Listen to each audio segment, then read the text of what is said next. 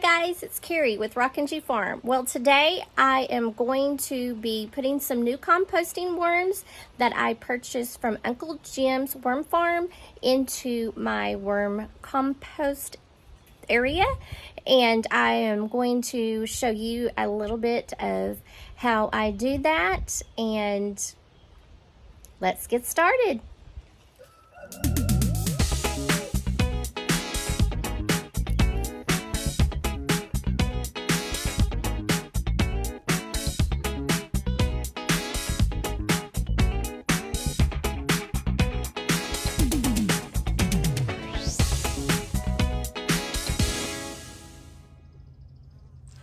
So I have the cocoa core brick hydrated a little bit. I think I'm gonna have to add some more water because this in the center is not very moist. Well, it is.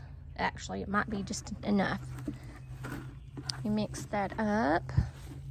Okay, yeah, I think that'll be fine. And I am going to go and put that out in my composting worm bin because I bought some new composting worms because the majority of them died in the ice storm that we had this past winter. So let me get started on that and I'll show you the progress.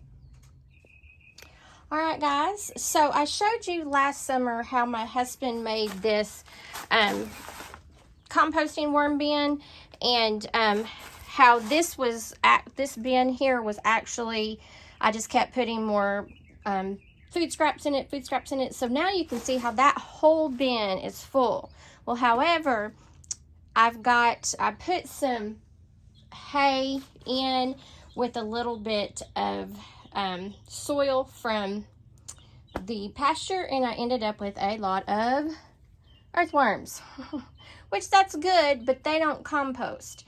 I had an apple in here for probably a month, and they just don't eat the apples. They're more for aerating the ground than to eating food and making compost from it. So I've got a lot of earthworms underneath here, which whenever I go and try to get all this good soil here and put it in my beds, I've got them mad. They've kind of gone away. See, there's another one there. Got quite a bit. I will start putting those in my big composting bin where we put, see, there's another big one. So I'll put those worms out in the big composting pile where we put hay, grass clippings, big things like that, eggshells, and I'll put those out there so they won't be in here, and it'll be a lot easier for me to get the soil or the compost that they have made and put it out on my beds. One way that you can also tell that these are earthworms is composting worms. They all clump up into a ball, and they'll all be kind of like in one area, and they'll all be eating on one type the food in one area. The earthworms, as you could see, they were all over the place. But when I put my composting worms in, they will all be in a ball, and they would like to stay in a ball with each other, and then they'll go on and eat that the food that you put in here, the scraps. Like you can put anything in here except for dairy, milk, and meat. So anything else that you have, you can put in here. I have put, let's see, I've put toilet paper rolls in. I've got them wet and got them real soggy and put them in there, and they will eat through that. If you just have like a lot of tissues around, like you just wipe your nose with, or like paper towels that you dry your hands with, you can put those in there. You just don't want to put too much paper products in there, but you can do that, and they will eat that fast, and it will compost down really super fast. So I'm gonna go get the cocoa core that I just got. Well, actually, I've got it in here now. I gotta get my worms. I'm gonna sit you down and let you see me put the top on the on this bottom bed, and whenever I get time, I'll go through this bottom bed and get the worms, the earthworms out, and put them in the big composting bin, and just keep this as a composting worm bin, the red wigglers, instead of the earthworms or the night crawlers or whatever. Okay. So this is the heater that we kept in here, but when it had the ice storm and when the ice started to melt, it dripped right through onto my composting worms and froze them. So anyway, it didn't freeze the earthworms, but it froze my composting worms.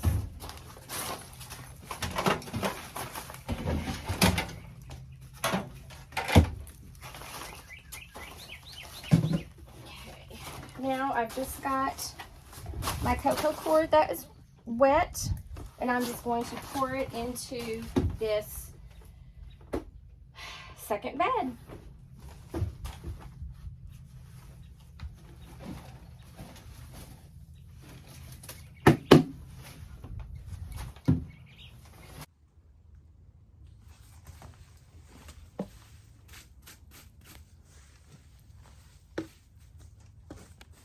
I am going to have to get some more cocoa core because this is not enough to fill this bed, and I really want it to be filled, especially in the summertime, because it will dry out super fast. Actually, I think I'm going to mound it up a little bit, that way it won't dry out so fast. Okay, let me go get my worms and we'll put the worms in. I'm gonna make a little bed for them. Hold on. Okay guys, you remember how I said that they clump up together? See right there, they like to clump up, and then they're clumping up together there. So what I did after I got these in the mail, I put them in this bowl, and I got the cocoa core that they were in moist because it dries out in the transport, even though it's a 2-day trip. And then I also went ahead and put an apple in there so that they could start eating on that apple. But we will go ahead and get these down to their new composting bed home, and I will give you some updates. But let's get started over here. Guys, when you are adding worms to your compost bed, or when you're making a new bed, you want to put your worms in and let them burrow down into the cocoa core on their own.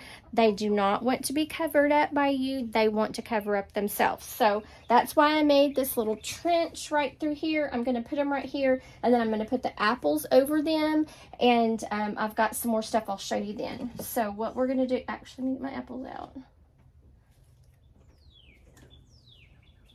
Oh yeah, they were eating those.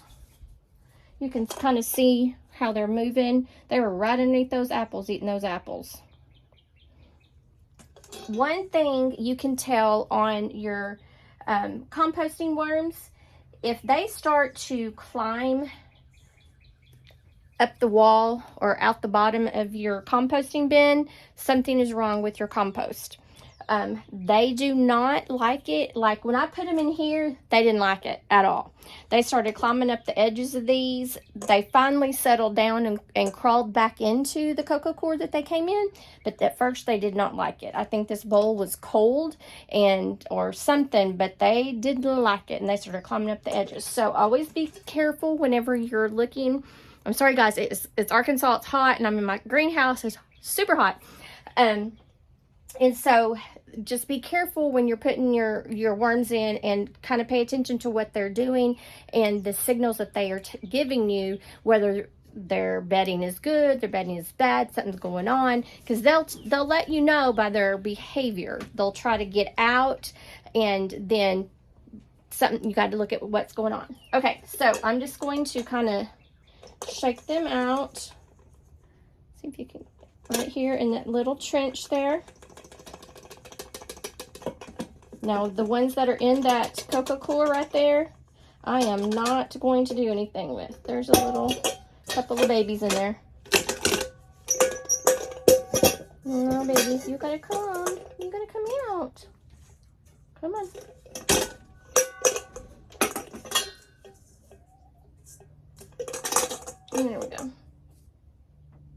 We got them all. Okay. So you can see here, let me turn it around. Let me put this up so maybe you can see better with the shade. Oh yeah. See, they're all right there. They're clumping together. They're trying to find their way down. They will find their own way down. You do not cover them up. They want to find their own way. And let me show you what else I do. Okay, so I have a moisture probe and a pH probe. And if you can see on that, it will show you if the bed is too dry or too moist or wet. It'll also tell you your pH, which you want to keep it anywhere from 10 to 7 on a pH. If it changes, then I would look up on Google or some websites and try to figure out how you can change your pH. I don't want to tell you all that because I don't remember right now how to do it. I think it's adding some sort of stuff like lime does different things to pHs and everything. But all I do is I'm going to put, actually, since it's over here, I'm going to put, and I just push it down, and you can see right there, it's showing me the moisture level. Now, the bed underneath was a little moist, and I know that this upper one was moist because it held a ball when I squeezed it. So right now it looks like it's going to be in between, close to moist and dry. And then the pH should be fine because it's never changed on me before. I like to use the cocoa core because when I added that hay and some of the soil from here, that's when I got all those earthworms in here, which is great because they grow and multiply like amazingly. But I'm really looking for my composting worms so that I can get some good soil to put into my beds, plus some compost tea to water my beds with. Looks like my pH is right at 7, so I'm going to go do some research and see, make sure that I know quickly if my pH falls any, what to do.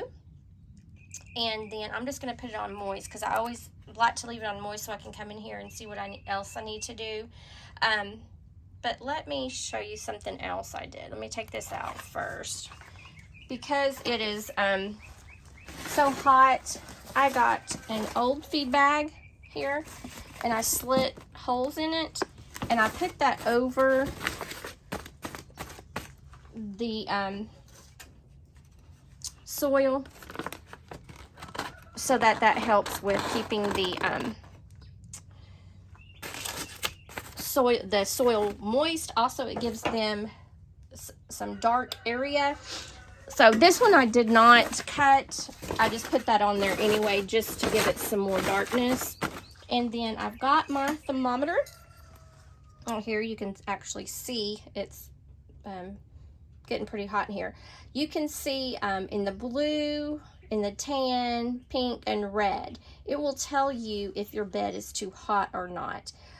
Usually in the summertime, if my bed starts to get in the pink or the red, I will get some cool tap water and add some tap water to the soil, and that will cool it down. Right now, I'm not worried about that because that water that I added for the cocoa core was cold. You can see it's getting hot in here because it's hot in here. So I'm going to go ahead and stick this in here so I can get a good accurate temperature and not the temperature of the air. Oh yeah, see, it's going down quite quickly. So that's 2 things that you need when you have your composting bed. And it looks like I'm actually getting a little dry on that. I might have to add some water. Actually, I think there's a worm bothering it because it keeps jumping. I don't know, every once in a while it'll jump. So anyway, right now the temperature in here is it's okay. It might get a little hot. It's still going down a little bit into the tan, so I want to keep it right in the tan zone. For Fahrenheit, that would be about 70 degrees. For Celsius, it'll be about 20. So that's what I do. And then the last thing that I do is I've got this piece of cardboard, and it's like got a